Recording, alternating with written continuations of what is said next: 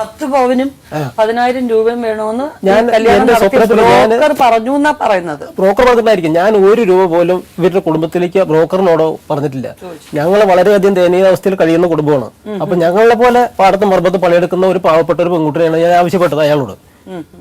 അതനുസരിച്ചിട്ടാണ് ഈ പെൺകുട്ടിയെ ഞങ്ങൾ നിങ്ങൾക്ക് മറ്റേ അതേമാതിരി കൃഷിയും പണിയുമൊക്കെ ചെയ്യുന്നതാണ്, അമ്മൻ്റെ കൂടെയൊക്കെ പണിക്കാനൊക്കെ പോകും എന്നൊക്കെ പറഞ്ഞപ്പോൾ ഞാനത് അറിയുന്നില്ല. നമ്മൾ കണ്ടു, കോയമ്പത്തൂർ പണിക്ക് പോയി എന്നുള്ളതല്ലാതെ അതിന്റെ കാര്യങ്ങളൊന്നും മൊത്തം നമുക്ക് അറിയത്തില്ലല്ലോ. കല്യാണം കഴിച്ച് കൊണ്ടുപോയി കഴിഞ്ഞപ്പോൾ നമ്മൾ പണിക്ക് പോയിട്ടില്ല, ഞങ്ങൾക്ക് അങ്ങനെയുള്ള ശീലമില്ല എന്നാ പറഞ്ഞ്. അപ്പോൾ നമ്മൾ വീട്ടിൽ കൊണ്ടുവന്ന് വീട്ടിൽ അമ്മ പണിക്ക് പോകും, വൈകുന്നേരം ആകുമ്പോൾ വരും, ചോറ് വയ്ക്കാൻ പറഞ്ഞ് തലേന്ന് കുത്തി കിടക്കും ഒരു ഭാഗത്ത്. അപ്പോൾ ഈ അസുഖങ്ങളും കുട്ടികളെ നോക്കാൻ പറ്റാത്ത ബുദ്ധിമുട്ടും വീട്ടുകാരുടെ സഹകരണം എനിക്കില്ല, ഇവരുടെ വീട്ടുകാരുടെ സഹകരണമില്ല. 2 കുട്ടികൾ, ഈ മൂന്നാമത് വേറൊരെണ്ണം കൂടെ ഉണ്ടായി അതിൻ്റെ ഇടയിൽ. ഇതും കൂടെ ആയിക്കഴിഞ്ഞപ്പോൾ ഈ കുട്ടികളെ എവിടെ നിർത്താനോ ജോലിക്കാനോ ഈ കൊണ്ട് പഠിപ്പിക്കാനോ ഉള്ള സാമ്പത്തിക ബുദ്ധിമുട്ട് ഇല്ലായതുകൊണ്ട് ഞാൻ വേറെ ആൾക്കാരുടെ കയ്യും കാലം പിടിച്ച് ഒരു ചിൽഡ്രൻസ് ഹോം പറഞ്ഞ് മഞ്ഞപ്പറ ഒരു കുട്ടികളുടെ ഇത് മാത്രം നോക്കുന്നുണ്ട്. അവർ പറഞ്ഞൊരു 10 വയസ്സായ കുട്ടികളെ ഞങ്ങൾ എടുക്കുന്നുള്ളൂ, ഈ 4 വയസ്സോ 5 വയസ്സായ കുട്ടികളെ എടുക്കുന്നില്ല എന്ന് പറഞ്ഞു. എൻ്റെ ദയനീയാവസ്ഥ കണ്ടുകൊണ്ട് ആ 2 കുട്ടികളെ അവർ അവിടെ 1 വർഷം നിർത്തിയിട്ട് 2ാം വർഷം 1ാം വർഷമെങ്കിലും ചേർത്തി. ഭക്ഷണം കഴിക്കാണ്ടായി കഴിയുമ്പോൾ എന്താകും, മൊത്തം നീര് കയറും, നേരെ ഡോക്ടറെ അടുത്തേക്ക് വണ്ടി എടുത്തിട്ട് ഓടും. ഇതൊക്കെ ജനങ്ങൾ കണ്ടുപിടിക്കുക. അവിടെ അവിടെ കൊണ്ടുപോയി കഴിഞ്ഞാൽ പ്രഷർ കുറവാണ്, ഷുഗർ കുറവാണ്, ഇത് മറ്റേ വിറ്റാമിൻ ഇല്ല, ചോരയില്ല എന്ന് പറഞ്ഞ് കുറേ കുപ്പി മരുന്നും ഇതൊക്കെ വരുന്ന ഡോക്ടർ എഴുതി തരും. ഇത് മേടിച്ചുകൊണ്ട് ഒരാഴ്ച കൊടുക്കുക കഴിയുമ്പോൾ തിരിയൊന്നും തെളിയും. അത് കഴിഞ്ഞ് ഇതേമാതിരി എന്തെങ്കിലും നിസ്സാര കാര്യത്തിന് പിന്നെയും വേണ്ട ഭക്ഷണം വേണ്ട ഒന്നും വേണം മുക്കി കിടക്കും, തലവേദനയാണെന്നും പറഞ്ഞ്. അങ്ങനെ തോറ്റ് തുന്നം പാടിയിട്ടാണ് ഞാൻ ഈ കുട്ടികളെ സംരക്ഷിക്കാൻ വേണ്ടി 2ാമത് ഒരു പാവപ്പെട്ട ഒരു പെൺകുട്ടിനെ കൊണ്ടുവന്നിരുത്തി വീട്ടിൽ. ഇവരുടെ ബന്ധം വേർപെടുത്താൻ വേണ്ടി ഞാൻ SNDP ആയിട്ട് ബന്ധപ്പെട്ടു. ഇത്രയും എനിക്ക് ബുദ്ധിമുട്ടുകളുണ്ട്. ഇപ്പൊ നിങ്ങൾ പ്രേമയെ അവിടെ കൊണ്ടുവന്ന് നിർത്തി, അവര് നല്ലൊരു ചികിത്സയും നല്ല രീതിയിലുള്ള കാര്യങ്ങൾ കൊടുത്തു. ഇപ്പൊ അവര് വീട്ടിൽ ജോലി വാങ്ങിച്ചു കൊടുത്തു. ഓക്കെ, ആ പ്രായമായ പെൺകുട്ടികളെ നിങ്ങളുടെ വീട്ടിൽ നിർത്തിക്കൂടായിരുന്നു? വിജയനോട് നിങ്ങളുടെ പഞ്ചായത്തിലോ പൈസയോ കാര്യങ്ങളോ അവിടെ വലിയ ഫീസ് കൊടുക്കേണ്ട കാര്യമില്ല, എങ്കിലും അവർക്ക് വന്ന് നിൽക്കാൻ പറ്റുന്ന ഒരു ആശ്രയമുള്ള സ്ഥലമായിട്ട് ഒന്ന് നിർത്തിക്കൂടെ? വിജയൻ ആ കുട്ടികളോടൊക്കെ വളരെ ക്രൂരമായിട്ടാണ് പെരുമാറുന്നത്. അവരങ്ങനെയാണ്. ഈ 2 കുട്ടികൾ വെളിയിലാണ്, ആൺകുട്ടികൾ ആരും എന്റെ അടുത്തില്ല. ഈ കുട്ടികളിനെ ഞാൻ കൊണ്ട് താമസിപ്പിച്ചിട്ട് എന്തെങ്കിലും തകരാറ് വെച്ച പിന്നെ എന്നെ ആൺകുട്ടികൾക്കല്ലേ അതിന്റെ ഇത് വരുന്നത്. അപ്പൊ അവന്റെ അച്ഛൻ്റെ അടുത്താവുമ്പോൾ താമസിപ്പിക്കണം എന്നല്ല, ആ കുട്ടികൾക്ക് വെക്കേഷൻ വരാനോ താമസിക്കാനോ അമ്മാമുണ്ട് എന്നുള്ള ഒരു ബോധം ആ കുട്ടികൾ ഉണ്ടാക്കിക്കൂടെ? മകനെ അതിന് ഇടം കൊടുക്കുന്നുണ്ട്, വരുന്നുണ്ട്. അവര് 10 ദിവസം 20 ദിവസം ഇരിക്കും, പോകും. അതേപോലെ പഠിക്കാൻ പോയ കുട്ടിയും വരും, വന്നിരിക്കും. വന്നിട്ട് പോയിട്ട് ഒരാഴ്ചയായിട്ടുള്ളൂ, 2 ആഴ്ചയായിട്ടുള്ളൂ. 3 കുട്ടികളും വരുമോ? 3 കുട്ടികളും വരും. 2ാമത്തെ കുട്ടി വരില്ല, അത് വരില്ല.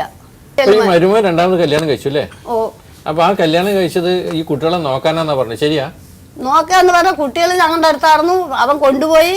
പിന്നെ കുട്ടികൾക്ക് അവിടെ 2-3 അവിടെയൊക്കെ കുട്ടികളെ കൊണ്ട് നിർത്തിയപ്പോ ഞങ്ങൾക്ക് വിഷമം കൊണ്ട് ഞാൻ കേസ് കൊടുത്തു. അവിടെ നിന്ന് കുട്ടീനെ ഞാൻ വാങ്ങിച്ചു. ഒരു കുട്ടീനെ കുട്ടികളെ ഞാൻ കൊണ്ട് ഏറ്റെടുത്തു. ഞാൻ നോക്കാം, ഞങ്ങൾ നോക്കാം അവരെ കൊണ്ടുവന്നു. പിന്നെ എന്നെ എല്ലാവരും ചീത്ത പറയാൻ തുടങ്ങി. നിങ്ങൾ അച്ഛൻ്റെ അടുത്തേക്ക് വിട്ട കുട്ടീനെ നിങ്ങൾ എന്തിനാ ഏറ്റെടുത്ത്, നിങ്ങൾക്ക് വയസ്സായ ആളല്ലേ എന്നൊക്കെ പറഞ്ഞ ചീത്ത പറഞ്ഞു. പിന്നെ അവൻ വന്ന് ഞാൻ കൊണ്ടുപോകുക. അവരുടെ കുട്ടികൾക്ക് പപ്പൻ്റെ അടുത്തേക്ക് പോകാനും ആഗ്രഹവും വന്നു. അപ്പൊ പിന്നെ വിടുകയും ചെയ്തു. ഇപ്പൊ പപ്പ കല്യാണം കഴിച്ച് പപ്പയ്ക്ക് ഒരു ആൺകുട്ടിയും വന്നപ്പോ പെൺകുട്ടികൾ വേണ്ട. അത് ഞങ്ങൾ എന്ത് ചെയ്യാൻ പറ്റും? അല്ല വിജയ, ഇങ്ങനെ നിങ്ങൾ ഇവരോടുള്ള ഈ ദേഷ്യവും അവരോടുള്ള വെറുപ്പും ഒക്കെ നിങ്ങൾ ഈ കുട്ടികളോട് കാണിക്കുന്നതായിട്ടാണ് നിങ്ങളുടെ പ്രദേശങ്ങളിലുള്ളവർ പറയുന്നത്. ഞങ്ങളുടെ കുട്ടികളോട് ഒരു പ്രയാസം എന്നിൽ നിന്ന് എൻ്റെ മക്കൾക്ക് ഉണ്ടായിട്ടില്ല.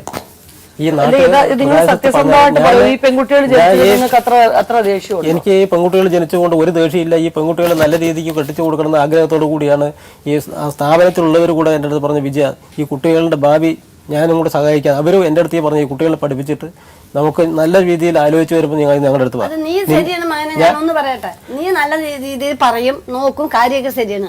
നിന്റെ കൊണ്ടുവന്ന പെണ്ണും പെണ്ണനോട്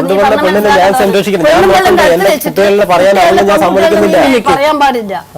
പെൺകുട്ടികളുടെ അടുത്ത് വെച്ചിട്ട് നീ നിന്റെ ഭാര്യന്റെ അടുത്ത് വെച്ചിട്ട് പെൺകുട്ടികളെ ചീത്ത പറയാൻ പാടില്ല. നീ പറഞ്ഞോ? വെളിയെ വിളിച്ചിട്ട് പോയിട്ട് കുട്ടികളെ നിങ്ങൾ അങ്ങനെ ചെയ്യണ്ടെന്ന് നീ പറഞ്ഞോ? എന്താണ് ഇനിയിപ്പം എന്താണ് ആവശ്യം, എന്താ ചെയ്യേണ്ടത്? കുട്ടികളെ അവൻ തന്നെ കെട്ടിച്ചു കൊടുക്കണം, എല്ലാം ചെയ്യണം, നോക്കുകയും വേണം. പിന്നെ വരിക പോകാൻ നമ്മുടെ അടുത്ത് 10 ദിവസം നിൽക്കുക ചെയ്യുക. എല്ലാവരും കണ്ട് നമുക്ക് ഈ പെൺകുട്ടികൾ നമ്മുടെ അടുത്ത് കൊണ്ടൊന്നും നിയന്ത്രിക്കാൻ പറ്റും. അപ്പം തന്നെ കൈപിടിച്ച് കൊടുക്കണ്ടേ? അല്ലാതെ അത് മാത്രമല്ല, അമ്മയ്ക്കും 2 പേർക്കും ഉത്തരവാദിത്വം ഉണ്ട്. അപ്പൊ നമ്മൾക്ക് കുട്ടികൾ അവിടെ തന്നെ നിൽക്കണം, അവരെന്നെ കല്യാണം കഴിച്ചു കൊടുക്കണം. അതൊന്നും നമ്മൾക്ക് എല്ലാവരെയും ഞങ്ങൾക്ക് ആകുന്ന സഹായങ്ങൾ എൻ്റെ ആങ്ങളാരും എൻ്റെ മക്കളും ഞങ്ങൾ ചെയ്യും. എല്ലാവരും കൊണ്ട് കുട്ടികളിൽ ഞങ്ങൾ കൊണ്ടുപോയിട്ട് അല്ല, കുട്ടികൾ നിങ്ങളുടെ അടുത്ത് വരുമ്പം അമ്മയെ കൂടെ വീട്ടിലോട്ട് വരാനൊരു ആകാശപ്പറവയിൽ പറഞ്ഞിട്ട് കൊണ്ടുപോയി കഴിഞ്ഞാൽ അവർക്ക് മനസ്സിലാക്കാൻ പറ്റത്തില്ലേ? ഒത്തിരി 2-3 മാസം കൂടി കഴിയട്ടെ മേനെ, എന്നിട്ട് ഞാൻ കൂട്ടിയിട്ട് പോകുള്ളൂ. അല്ല, അവർ വരുന്ന സമയത്ത് അങ്ങോട്ട് കൊണ്ടുപോയി കഴിഞ്ഞാൽ അവർക്കൊരു സമ്മാനം. ഒരു കുട്ടികളെ പറ്റി ആലോചിച്ചിട്ടാണ് അവർക്ക് ഇത്ര ഇവിടെയാണ്, തൃശ്ശൂരാണ്, ഒരു വീട്ടിലാണ് അവർ കൊണ്ടാക്കിയതാണ്. ഒരു കുഴപ്പമില്ല. എൻ്റെ അഭിപ്രായം കൂടി ഇപ്പൊ പറയാം.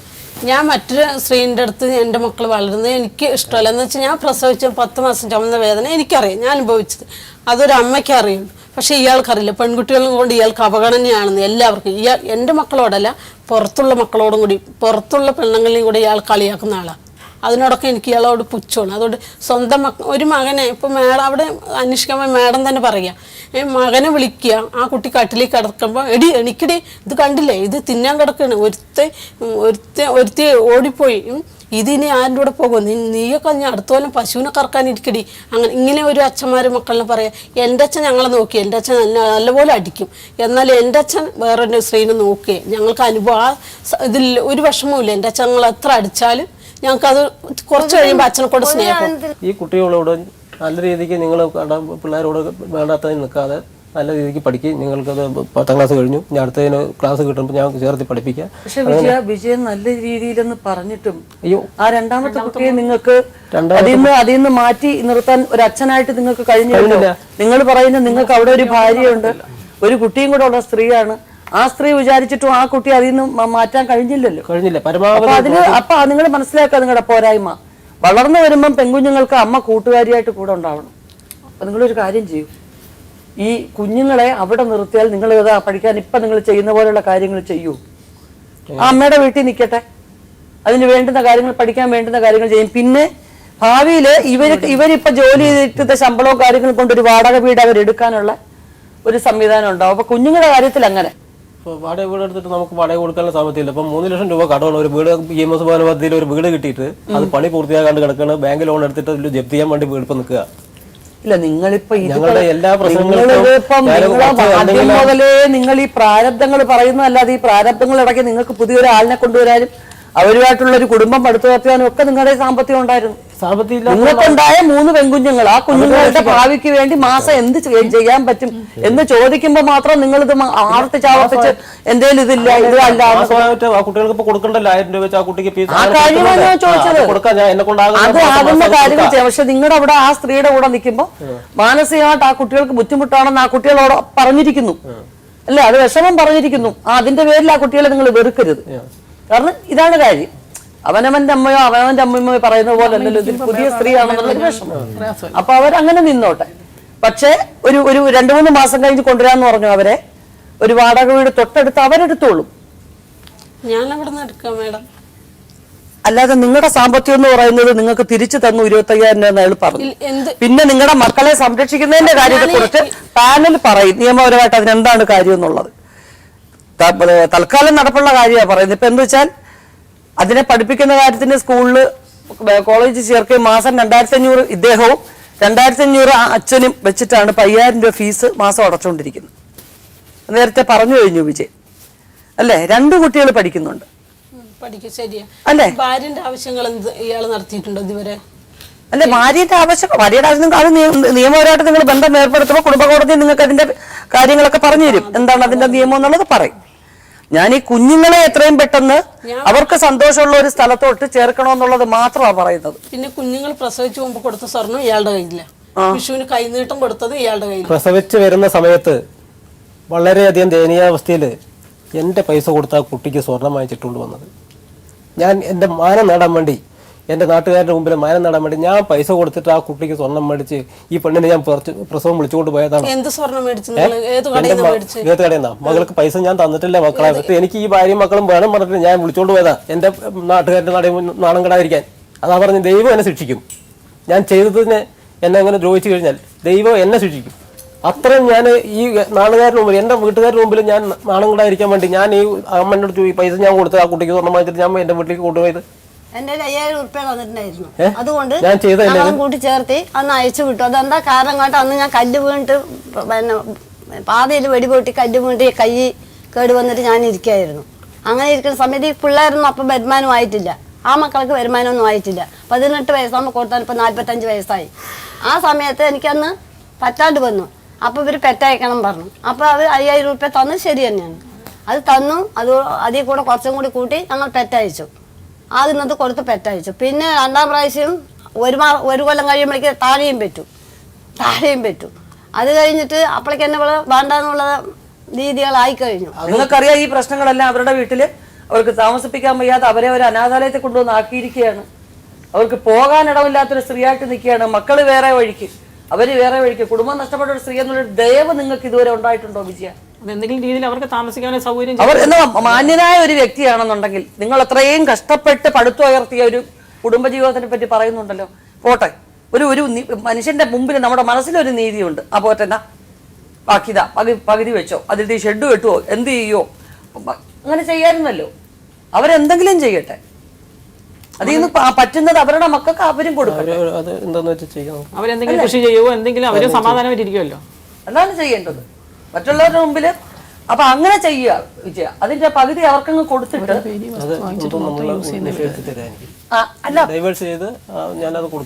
അത് കൊടുക്കുക. അതിന്റെ പകുതി അത് കൊടുക്കുക. അപ്പൊ ആ 37 സെന്റിന്റെ പകുതി കിട്ടും.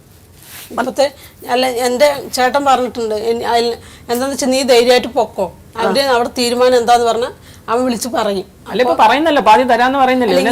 ഇയാൾ പറഞ്ഞത് എന്താന്ന് വെച്ചാൽ എനിക്ക് ആ കൃഷി മുഴുവനും വേണം, എന്റെ ആ വീടും വേണം. രണ്ടുപേരുടെയും കൂടെ കൊടുത്തൊക്കെ ഏട്ടൻ കണക്ക് ചോദിക്കും. അയാളുടെ അടുത്ത് ചോദിക്കുമ്പോ എന്നെ ഭ്രാന്തിയാക്കി പറയും. ഒരു കാര്യമുണ്ട്, ഒന്നിച്ച് താമസിക്കുമ്പോഴുള്ള നമ്മുടെ കഷ്ടനഷ്ടങ്ങളെല്ലാം ഇങ്ങനെ പെറുക്കി ചോദിക്കുന്നത് കൊണ്ട് ജീവിതം നഷ്ടപ്പെടുമെന്നല്ലാതെ വേറെ കാര്യമില്ല. ഇപ്പൊ ഒരു പെൺകുട്ടീന്റെ ചെലവ്, ഒരു ഡ്രസ്സ് ഇടണമെങ്കിൽ എന്തൊക്കെ ഒരു പെൺകുട്ടികളുടെ അതെല്ലാം ഓക്കെ, അതെല്ലാം അയാളെ കൊണ്ട് കഴിയുന്ന ചെയ്തോണ്ടിരിക്കുകയാണ്. ഒന്നും ചെയ്യുന്നില്ല. മക്കളെ നിങ്ങൾ നേരിട്ട് വിളിച്ചു ഒന്നുമല്ലല്ലോ, മക്കളെ നേരിട്ട് വിളിച്ചു ചോദിക്കണ്ട. ചിൽഡ്രൻസ് ഹോമിന്റെ നമ്പർ ഇപ്പൊ ഉണ്ടെങ്കിൽ ഇപ്പൊ വിളിച്ചു ചോദിച്ചാൽ അവരുടെ ഡീറ്റെയിൽസ് പറയും. പറയും അവര്. മക്കളെ ഒന്നും വിളിച്ചു ചോദിക്കണ്ട. അവര് നിൽക്കുന്ന സ്ഥാപനത്തിന്റെ നമ്പർ ഉണ്ട് ഇവിടെ. അതിപ്പോ വിളിച്ചു ചോദിച്ചാൽ അവര് പറയും അവിടെ എന്താണ് കുട്ടികൾക്ക് ഫീസ് കൊടുക്കുന്നത്, ഇയാൾ എന്തെങ്കിലും വാങ്ങിച്ചു കൊടുക്കുന്നുണ്ടോ, എല്ലാ കാര്യങ്ങളും പറയും. അതുപോലെ നിങ്ങളുടെ കുട്ടികൾക്ക് പപ്പ ആവശ്യമുണ്ടോ എന്ന് പറഞ്ഞാൽ അവര് പോയിരിക്കുകയാണ്. ഇപ്പൊ അവര് വീണ്ടും തിരിച്ചു വരുന്നു. കാരണം അവർ അൺബാലൻസ്ഡാണ്. അമ്മയും അച്ഛനും 2 തട്ടിലായതുകൊണ്ട് അവിടെ എന്തെങ്കിലും പറഞ്ഞ് വഴക്കുണ്ടാക്കുമ്പോൾ നേരെ ഇങ്ങോട്ട് വന്ന് നിൽക്കുക. ഇവിടെ എന്തെങ്കിലും ആരെങ്കിലും ഒന്ന് തുമ്മിപ്പോയാൽ ഇവിടെ ഞങ്ങൾക്ക് വേണ്ട, ഞങ്ങൾക്ക് അങ്ങോട്ട് പോവുക. ഇതെന്ന് പറയുന്നത് ഈ സാഹചര്യങ്ങളിൽ വളരുന്ന കുട്ടികൾ ഇങ്ങനെ തന്നെയാവും. അപ്പൊ അവർക്ക് ആ കുഞ്ഞുങ്ങളെ വളർത്താനുള്ളൊരു സൗകര്യം എളുപ്പം പെര വെച്ചിരിക്കുന്നതിനകത്താണോ നിങ്ങള്? വേറെയാണല്ലോ. അതിന്റെ നേർപകുതി എന്നുള്ളത് നിങ്ങൾക്ക് തരുന്നു. വേറെന്താ വേണ്ടത്? പ്രേമയ്ക്ക് വേറെന്താ വേണ്ടത്? എനിക്ക് ആ ഇത്ര കാലം എനിക്ക് ആ വീട് തന്നെ വേണം. എന്ന് വെച്ചാൽ ഞാൻ അവിടെ എള്ളുമ്പോ അവിടെ തറയിട്ട് വീട് വെച്ചിട്ട് ഞാൻ വരാന്ന് പറഞ്ഞു. ഇപ്പൊ അയാൾ ഇരിക്കുന്ന വീട് ഞാൻ വീട് വെച്ചിട്ട് വരാന്ന് പറഞ്ഞു. പിന്നെ ഇയാൾ എന്നെ വിശ്വാസവഞ്ചനയ്ക്ക് എന്തായാലും അത് വിടില്ല. എനിക്കത് എന്റെ വീട് തന്നെ, എനിക്കത് വീടും വേണം, എന്റെ കൃഷിയും വേണം.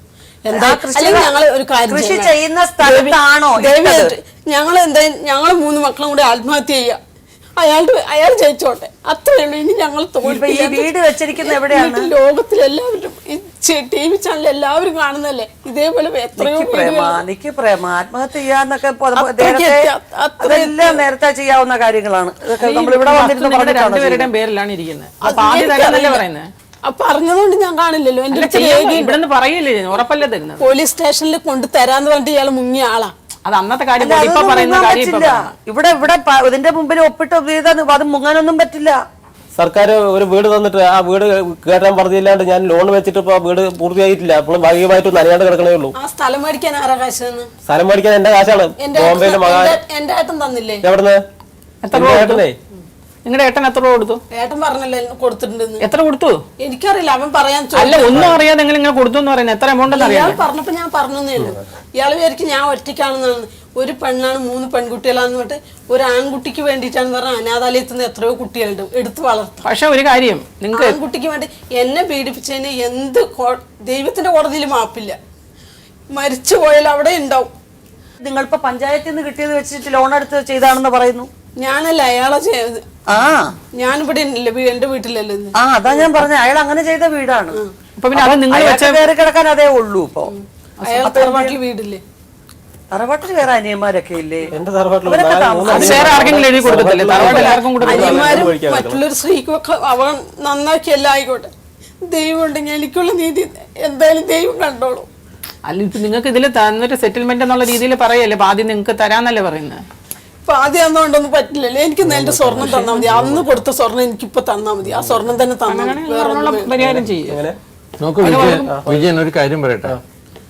നിങ്ങൾ you are on the receiving end എന്ന് വെച്ചാൽ നിങ്ങൾ ചെയ്ത പ്രവർത്തികളൊന്നും ശരിയല്ല. കാര്യം ഇപ്പം നിങ്ങൾ ഇവിടെ വന്നിരിക്കുന്നുണ്ടെങ്കിൽ അവരുടെ മേഴ്സി കൊണ്ടാണ്, അവരൊരു ദയ വിചാരിച്ചിട്ടാണ്. എന്താ കാര്യം എന്ന് വെച്ചാൽ ഒരു സ്ത്രീ ഒരു ഭാര്യ നിലവിൽ നിൽക്കുമ്പോൾ വേറെ നിങ്ങൾ ജാത്യാചാര പ്രകാരം 4 ആൾ താലി കെട്ടി എന്നൊക്കെ പറഞ്ഞില്ലേ, ഒരു വിവാഹമാണത്. എന്നിട്ട് അതിലൊരു കുട്ടി ഉണ്ടായി അല്ലേ? അപ്പോൾ ഇങ്ങനെയൊക്കെ വരുമ്പോൾ അങ്ങനെ ഒരു വിവാഹം കഴിച്ചു കഴിഞ്ഞാൽ അത് തെറ്റാണ്. അത് 7 കൊല്ലം വരെ നിങ്ങൾക്ക് തടവ് ശിക്ഷ കിട്ടാവുന്ന ഇതാണ്. അവരൊരു കംപ്ലൈൻറ്റ് കൊടുത്താൽ മതി കോടതി പോയിട്ട്, നിങ്ങൾ ജയിലിൽ പോകും. അപ്പോൾ നിങ്ങളൊരു കാര്യം ഇപ്പം ആലോചിക്കണ്ടേ, നിങ്ങൾ ജയിലിൽ പോകണോ അതോ ഇവിടെ കാര്യങ്ങൾ സെറ്റിൽ ചെയ്യണം എന്നുള്ള. എന്താ നിങ്ങൾ ഇടയ്ക്കിടയ്ക്ക് ഒരു വാക്ക് പറയുന്നുണ്ട്, എനിക്കൊന്നുമില്ല, ഞാൻ ദാരിദ്ര്യമാണ്. നിങ്ങൾ ജനിച്ച മുതലേ ദാരിദ്ര്യ, പക്ഷെ നിങ്ങളുടെ കാര്യത്തിൽ ഒരു കുറവുമില്ല, ഒരു കാര്യത്തിൽ ഒരു കുറവും നിങ്ങൾ വരുത്തുന്നില്ല. നിങ്ങൾ ആ സ്ത്രീയുടെ ഇത് മനസ്സിലാക്കണം. അവരെത്രമാത്രം അവരാ ദുഃഖം കണ്ടില്ലേ? അവർ പറഞ്ഞില്ലേ ദൈവം ഇതാക്കും. അവർ പറഞ്ഞതിൽ കാര്യമില്ല. അത് പോവാൻ സ്ഥലമില്ല. അവരിപ്പോ ഏതൊരു ഒരു സെന്ററിലാണ് അവർ താമസിക്കുന്നത്. അവരൊരു എന്റെ ഒരു സങ്കടം കേട്ടിട്ട് കുറച്ചു കാലം നിൽക്കുന്നത്, അല്ലാണ്ട് ശമ്പളത്തിനൊന്നുമില്ല. അവർ അറിഞ്ഞു തരുന്നു, ശമ്പളം ചോദിക്കാനൊന്നും പറ്റാത്ത അവസ്ഥ, ജീവിക്കാൻ പാടും. നിങ്ങള് അവര് പറഞ്ഞു, അവരമ്മ പറഞ്ഞു, അവർ കല്യാണം കഴിക്കുന്ന സമയത്ത് അവർക്ക് മാനസികമായിട്ടുള്ള ഒരു വിഭ്രാന്തി ഉണ്ടായിരുന്നില്ല. ഈ ഇത് എങ്ങനെ ഉണ്ടായി? ടെൻഷൻ അടിച്ച് നിങ്ങൾ അവരെ ടോർച്ചർ ചെയ്ത് നിങ്ങൾ ബുദ്ധിമുട്ടിച്ചുകൊണ്ട് ആണ് അവർക്ക് ഉണ്ടായിട്ടുള്ളത്. നിങ്ങൾ അത് റെക്കോർഡ്സ് നോക്കി. കല്യാണത്തിന് മുമ്പ് അവർക്ക് ഒന്നും ഉണ്ടായിട്ടില്ല.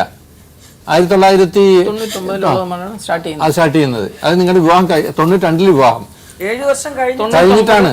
99 പിന്നെ വേറെ കാര്യം നിങ്ങളൊന്ന് ആലോചിക്കണം. പിന്നെ വേറെ കാര്യം ഞാൻ ആലോചിക്കണം. എന്താ അറിയോ, എല്ലാവരും ഏത് ആരാഴ്ചയിലും നമുക്ക് ജീവിതത്തിലൊരു പ്ലാനിങ് വേണം. നിങ്ങൾ ആദ്യത്തെ കുട്ടി ജനിച്ചു, നിങ്ങളും തമ്മിൽ ബുദ്ധിമുട്ടുണ്ടായി, അതൊക്കെ അപ്പം നിർത്തണ്ടേ? ഇത് ഈ ഓൺഗോയിങ് പ്രോസസ്സാണല്ലോ. 1 കഴിഞ്ഞ 1 കുട്ടി, 2 കുട്ടി, 3 കുട്ടി. ഇപ്പം ഞാൻ ഒരു കാര്യം നിങ്ങളോട് ചോദിക്കട്ടെ. നിങ്ങൾക്ക് ഇപ്പം മറ്റേലൊരു കുട്ടി ഉണ്ടായില്ല, ആൺകുട്ടിയില്ല. അത് ആൺകുട്ടി അല്ലായിരുന്നെങ്കിൽ, പെൺകുട്ടി ആയിരുന്നെങ്കിൽ നിങ്ങൾ പിന്നെയും ആ ഭാര്യയെ കളയോ? കളയില്ല. അത് കളയില്ല. ഇവർക്ക് ഈ അസുഖം വന്നത് തന്നെ ഇങ്ങനെയല്ല, പല പല പ്രശ്നങ്ങൾ ഇവരെ സഹിച്ചതിന്റെ മാത്രം. അതുകൊണ്ട് നിങ്ങൾ ഈ കാര്യങ്ങൾ സെറ്റിൽ ചെയ്യാന്നുള്ളത് നിങ്ങളുടെ ആവശ്യം. അതല്ലാതെ നിങ്ങൾ ഇത് കടുംപിടുത്തം പിടിച്ച് നിൽക്കുകയാണെങ്കിൽ ബുദ്ധിമുട്ടുകൾ നിങ്ങൾക്കേ ഉണ്ടാവുള്ളൂ. കാരണം അവർക്ക് വലിയ ബുദ്ധിമുട്ടൊന്നുമില്ല. അവർ പാവായതുകൊണ്ടാ. അവർ കോടതിയിൽ പോയിട്ട് ഒരു പെറ്റീഷൻ കൊടുത്താൽ നിങ്ങൾ പിടിച്ചു അപ്പം കൊണ്ടുപോയി. അപ്പൊ നിങ്ങള് ഈ സ്ത്രീക്ക് വീടില്ല, പ്രായമായ 3 മക്കളെയും കൊണ്ട് ഈ സ്ത്രീക്ക് അവിടെ പഠിത്തം കഴിഞ്ഞ് വരുമ്പം ആ സ്ത്രീയുടെ കൂടെ താമസിക്കാൻ ഒരു കൂര വേണം. അവരത് അത് മാത്രമേ ചോദിക്കുന്നുള്ളൂ. ഇത് നിങ്ങൾ പകുതിയെ കൊടുക്കുമെന്ന് പറഞ്ഞപ്പോൾ അവരൊന്നും വേണ്ടിയില്ല. പക്ഷെ നിങ്ങൾ ഒരു വീട് എനിക്ക് വേണം എന്നേ ചോദിക്കുന്നുള്ളൂ. അവര് ആ കുട്ടികൾക്ക് വന്ന് അമ്മയുടെ കൂടെ നിൽക്കണമെങ്കിൽ ഒരു വീട് വേണ്ടേ? നിങ്ങളൊരു കഴിഞ്ഞ ആ വീടും പറമ്പൊക്കെ അവർക്ക് കൊടുത്തേക്ക്. കൃഷി നിങ്ങൾ വേറെ വീട് തൽക്കാലം വാടകയ്ക്ക് എടുത്തിട്ട് പിന്നെ വേറെ വീട് ഉണ്ടായിക്കോളി. അതായിരിക്കും നല്ലത്. അത് അവർക്ക് കൊടുക്കുക. അവര് കുട്ടികൾ വരുന്ന സമയത്ത് സന്തോഷമായിട്ടിരിക്കും. കല്യാണം കഴിഞ്ഞൊരു കുട്ടി പോയി അതിന് വരണം തോന്നും അമ്മയുടെ അടുത്ത്. ഇതൊക്കെ എന്നെ തൊള്ളതല്ലേ. ഏത് സ്കീമിൽ പെട്ട വീടായാലും ശരി നിങ്ങൾക്ക് അത് കൊടുക്കാം, വിരോധമൊന്നുമില്ല. പിന്നെ പറമ്പ് 37 സെന്റ് സ്ഥലം അത് അവരെടുത്താൽ മതി. എന്നിട്ട് വേറെ വല്ല തർക്ക നിവർത്തികൾ നോക്കണം, അല്ലെങ്കിൽ നിങ്ങൾക്ക് ബുദ്ധിമുട്ട് വരും. ഞാൻ പരമാവധി അവൾക്ക് കൊടുക്കാം. ഒരു വീട് അവിടെ വെച്ചിട്ട് ആ കിടക്കാൻ ഇത്രയും കാലം കുത്തിമാറി ചാളയെ കടന്നിട്ട് ഒരു വീട് ഉണ്ടാക്കിയിട്ട് അതിനകത്ത് നനയാണ്ട് ഒന്നും കേസായിട്ട് പോയാൽ നിങ്ങൾക്ക് ഒന്നും കിട്ടാൻ പോകുന്നില്ല. അവർ തന്നെ ജയിക്കും. പോയി കഴിയുമ്പോ വിജയൻ 12 വർഷമായിട്ട് അല്ലേ, 14 വർഷമായിട്ട് 2002 തൊട്ട് നിങ്ങളുടെ ചെലവിനുള്ള സംഗതികളൊക്കെ കണക്ക് കൂട്ടുമ്പോൾ നിങ്ങൾ ഏതെങ്കിലും ഒന്ന് വിറ്റ് നിങ്ങൾ തന്നെ കൊടുക്കും. അത് നിയമപരമായിട്ടുള്ള കാര്യങ്ങൾ അതാണ്. അത് ഒഴിവാക്കിയിട്ട് ഒറ്റ ദിവസം കൊണ്ട് ഇതിനൊരു ഒരു മധ്യസ്ഥം ഉണ്ടാക്കി പോവാന്നുള്ളതേ പറയുന്നുള്ളൂ. നിങ്ങൾ തന്നെ ആലോചിക്കുക. ഒരു മിനിറ്റ്, ഇവരുടെ ആങ്ങളെ ഫോണിലുണ്ട് സാർ, മൂത്ത ആങ്ങള. പിന്നെ പ്രേമയുടെ സഹോദരൻ മോഹനാണോ? ആ, പ്രേമ അമ്മ ഇവിടെ ഉണ്ട്. മോഹനൻ, ഞാൻ ഉർവശയാണ് ജീവിതം സാക്ഷിന്ന്. ആ, കാര്യങ്ങളൊക്കെ പറഞ്ഞു. ഭാര്യയ്ക്ക് ഒരു അസുഖം വന്നു കഴിഞ്ഞാൽ ഭർത്താവ് നോക്കണോ നോക്കണ്ടയോ? 3 കുട്ടികളുള്ള ഭാര്യ.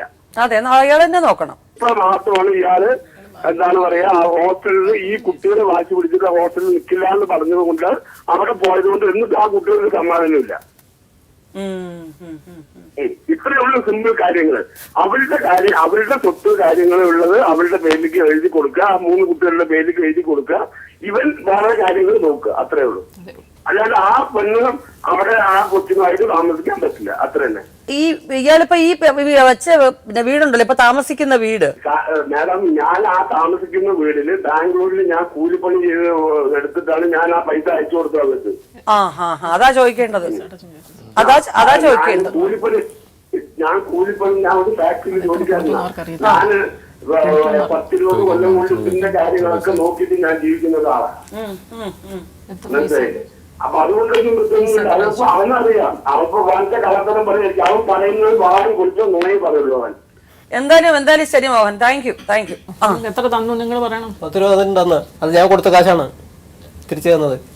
നിങ്ങൾ എന്തിനു കൊടുത്തു? ഞാൻ കൊടുത്ത അവർ ബിസിനസ് ചെയ്യാൻ വേണ്ടി, അവിടെ ലേത്ത് വർക്ക്ഷോപ്പ് തുടങ്ങാൻ വേണ്ടിട്ട്, അത് ഇവിടെ തന്നെ കൊടുത്തത്. നേരത്തെ നിങ്ങൾ തന്നതേ ഇല്ലാന്നാ പറഞ്ഞത്. തന്നതല്ല, നിങ്ങൾ പറഞ്ഞ ഒറ്റ പൈസ തന്നിട്ടില്ലാന്നാ പറഞ്ഞത്. ഇതിന് വേണ്ടിട്ട് തന്നതല്ല, ഈ വീട് വെക്കാൻ വേണ്ടി തന്നില്ല. അത് ഞാൻ ചെലവാക്കിയതാണ്. വീട് വെക്കാൻ വേണ്ടി തന്നതല്ല, അത് ഇല്ലെങ്കിൽ സ്ഥലം മേടിക്കാൻ വേണ്ടി തന്നതല്ല. അവനെനിക്ക് 10 രൂപ തന്നു. ഇന്നമാര് ഒരു സ്ഥലം നോക്കിയിട്ടുണ്ട്, ഞാൻ എന്താ ചെയ്യുന്നത് ചോദിച്ചു കഴിഞ്ഞപ്പോൾ അളി തന്നെ മറ്റേ പൈസ ഞാൻ മേടിച്ചിട്ടുണ്ടല്ലോ, അതിൽ എന്തെങ്കിലും തരാൻ പറ്റുകയാണെങ്കിൽ തരാന്ന് പറഞ്ഞു.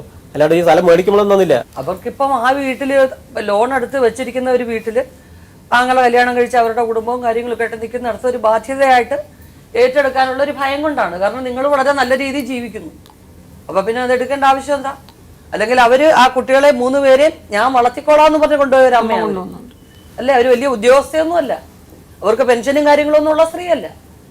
അവര് അത് ഏറ്റെടുക്കാമെന്ന് പറഞ്ഞ സ്ത്രീയാണ്. അവരുടെ വീട്ടുകാർ എപ്പോഴും അതിനുവേണ്ട എല്ലാ കാര്യങ്ങളും ചെയ്തു. ഇപ്പൊ അവർ ചോദിച്ച ഒരു ചോദ്യം വളരെ ഒരു ഇതായിട്ടുള്ള ചോദ്യം, ചിന്തിക്കേണ്ട ഒരു ചോദ്യമാണ്. ഈ പെൺപിള്ളാരെ എല്ലാം കൊണ്ടുവന്ന് ഹോസ്റ്റലിലാക്കി, എന്തുകൊണ്ട് ഇയാളുടെ മോനെ കൊണ്ടുവന്ന് അവിടെ ആക്കിയില്ല? അപ്പൊ അത്രേ ഉള്ളൂ വിജയകാര്യം, അത്രേ ഉള്ളൂ. ഇനി കൂടുതൽ വിസ്തരിക്കേണ്ട യാതൊരു ആവശ്യമില്ല. നമുക്ക് ഇതിനകത്ത് തെളിവായിട്ട് കാര്യങ്ങൾ മനസ്സിലാക്കുന്നുണ്ട്. നാളെ ആ പെൺകുഞ്ഞുങ്ങൾക്ക് പല പല ചെലവുകളും വരും. അതിന്റെ പ്രധാനപ്പെട്ട ജീവിതത്തിന്റെ ഘട്ടങ്ങളിൽ സഹായങ്ങൾ ചെയ്യുക. ഈ വീടും ആ വസ്തു അവരുടെ പേരിൽ കൊടുക്കുക. അവരുടെ മാത്രമൊന്നുമല്ല, അവർക്കും ആ കുഞ്ഞുങ്ങൾക്കും വേണ്ടി. അങ്ങനെ ആയിരിക്കും. 3 പെൺകുട്ടികളാണ്, അവർക്കും വേണ്ടിയുള്ള. ഒരു പെൺകുട്ടി ഇറങ്ങിപ്പോയെന്ന് പറഞ്ഞാൽ ഒന്നും കൊടുക്കാതിരിക്കാൻ പറ്റുമോ? ആ കുട്ടിയുടെ സാഹചര്യമാണ് അങ്ങനെ ആയിപ്പോയത്. നാളെ അതിനുണ്ടാകുന്ന കുഞ്ഞുങ്ങൾക്കും ഒക്കെ ഒരു ഗുണം ഉണ്ടാകുന്ന രീതിയിൽ അങ്ങനെ എഴുതിയാൽ മതി. അല്ലാതെ അവരുടെ പേര് മാത്രമായിട്ട് എഴുതണമെന്നുള്ളതല്ല. അങ്ങനെ എഴുതി വെക്കുക. ഇപ്പൊ ചെയ്യുന്നത് പോലെ ആ സ്കൂളിലോ മറ്റു കാര്യങ്ങളിലോ എന്തെങ്കിലും ആവശ്യം വന്നാലോ അച്ഛനെന്നുള്ള നിലയ്ക്ക് നിങ്ങളുടെ മനസ്സിൽ തോന്നുന്ന ഒരു ദയവ് അത് ചെയ്യുക. ദയവല്ല, അത് കടമ, ഉത്തരവാദിത്വം, അത് ചെയ്യുക. അങ്ങനെ അന്ന് പറഞ്ഞിട്ട് നമുക്കിതിനെ ഇവിടെ അവസാനിപ്പിക്കാൻ വിജയ. അപ്പൊ നമുക്ക് സമയവും കുറച്ച് ലാഭിക്കാം. ആ വീട് സ്ഥലവും കൊടുത്ത് ഇത് ഒരു 3-4 കൊല്ലം കഴിഞ്ഞിട്ട് അത് ആധാരം 5 കൊല്ലത്തേക്ക് വെച്ചിരിക്കാൻ പറയാം. വീട് സ്ഥലവും നിങ്ങൾക്ക് തരാമെന്ന്. അപ്പൊ നിങ്ങൾ വേറെ ബാക്കിയുള്ള കേസുകളൊക്കെ നിങ്ങൾ ഞങ്ങളപ്പോ എവിടെ എപ്പോ താമസിച്ച് ഞാൻ പോവാൻ എപ്പോ വേണമെങ്കിലും പോകാം. പക്ഷെ ആ വസ്തുവിന്റെ ഒരു ആധാരം പണയം വെച്ചിരിക്കുകയാണ് വിജയ. കൂട്ടി പറയാതെ വിജയ. കുറച്ചു മുമ്പേ 3 ലക്ഷം എന്ന് പറഞ്ഞു. ഇനി 5 ആയി, കുറച്ച് കഴിയുമ്പോൾ 15 ആവല്ലേ? ഇല്ലാന്ന് ഉണ്ടായിരിക്കണം. അത് തരും, അത് എഴുതി തരും, നിങ്ങൾക്ക് താമസിക്കാം. മനസ്സിലായില്ലേ? എന്നിട്ട് ആ ലോൺ അദ്ദേഹം അടച്ചോണ്ടിരിക്കും, തന്നെ അടച്ചോളും, നിങ്ങൾക്ക് അവിടെ താമസിക്കാം. മനസ്സിലായില്ലേ? കൃഷി ഞാൻ ചെയ്തു, കൃഷി പകുതി അതിൽ ഞാൻ ചെയ്തു. ഇനി അയാൾ കൃഷി ഇറക്കാൻ പറ്റില്ല, ഈ പ്രാവശ്യം ഞാൻ തന്നെ ചെയ്തു. നിങ്ങളുടെ സ്ഥലത്ത്, നിങ്ങൾക്കുള്ള പകുതി സ്ഥലത്ത് മക്കളെ വിളിച്ചിട്ട് എന്നെയും മക്കളിനെയും കൂടെ 4 പേരിന്റെ പേരിൽ കൂടെ ആക്കിയിട്ട് എഴുതി തരണം. ഇരു കക്ഷികളും തമ്മിൽ അദാലത്തിൽ സുദീർഘമായ ചർച്ചകൾക്ക് ശേഷം താഴെ പറയുന്ന നിബന്ധനകളോടുകൂടി ഈ തർക്കം പരിഹരിക്കുവാൻ തീരുമാനമായിരിക്കുന്നു. 1. വിജയന്റെയും പ്രേമയുടെയും പേരിലുള്ള 37 സെന്റ് സ്ഥലത്തിന്റെ പകുതി പ്രേമയുടെ പേർക്കും 4 സെന്റ് സ്ഥലത്തെ വിജയൻ വെച്ചിട്ടുള്ള വീടും കുഴിക്കൂറുകളും പ്രേമയുടെയും അവരുടെ കുട്ടികളുടെയും പേരിൽ 2 മാസത്തിനുള്ളിൽ രജിസ്റ്റർ ചെയ്ത് കൊടുക്കാമെന്ന് വിജയൻ സമ്മതിച്ച് ഒപ്പിട്ടിരിക്കുന്നു. 2. പ്രേമയും വീട്ടുകാരും വിജയനെതിരായി കൊടുത്തിട്ടുള്ള എല്ലാ കേസുകളും കോടതി നടപടികളും ഈ രജിസ്റ്റർ കഴിഞ്ഞതിന് ശേഷം മാത്രം പിൻവലിക്കാൻ ഇതിനാൽ പ്രേമയും കൂട്ടരും സമ്മതിച്ചിരിക്കുന്നു. ഇതിനുശേഷം ഇരു കക്ഷികളും വിവാഹമോചനത്തിന് വേണ്ടി കുടുംബ കോടതിയിൽ ഉഭയകക്ഷി സമ്മതപ്രകാരം 13B പ്രകാരമുള്ള ജോയിന്റ് പെറ്റീഷൻ കൊടുക്കുവാനും തീരുമാനിച്ചിരിക്കുന്നു. ഈ വ്യവസ്ഥകൾ പ്രകാരം കുട്ടികൾക്കും പ്രേമയ്ക്കും ചിലവിന് കൊടുക്കുന്നതിൽ നിന്നും വിജയനെ പിന്തിരിപ്പിക്കാൻ പാടുള്ളതല്ല.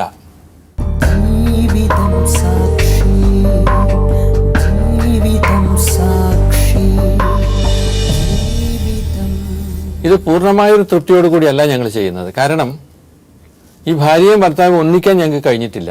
കാരണം അയാൾ വേറൊരു വിവാഹം ചെയ്തെന്നും അതിലൊരു കുട്ടിയുണ്ടെന്നും പറയുന്നു. അപ്പോൾ ഈ സ്ത്രീക്ക് അവിടെ അയാളെ കൂടെ പോയി നിൽക്കാൻ യാതൊരു വിധത്തിലും താല്പര്യമില്ല. അതൊക്കെ വാസ്തവത്തിൽ പറയുകയാണെങ്കിൽ നമ്മുടെ ഈ ഓരോ ഭാര്യാഭർത്തൃ ബന്ധത്തിൽ നമ്മൾ കണ്ടുകൊണ്ടിരിക്കുന്ന വൈകൃതങ്ങളാണ്. ഏതായാലും ഈ അദാലത്തിൽ വന്നിട്ടുള്ള ഈ സംഭവം ഒരു ഒത്തുതീർപ്പിന് നമുക്ക് സാധിച്ചു എന്നുള്ളത് ഞങ്ങൾക്ക് ചാരിതാർത്ഥ്യം നൽകുന്നുണ്ട്.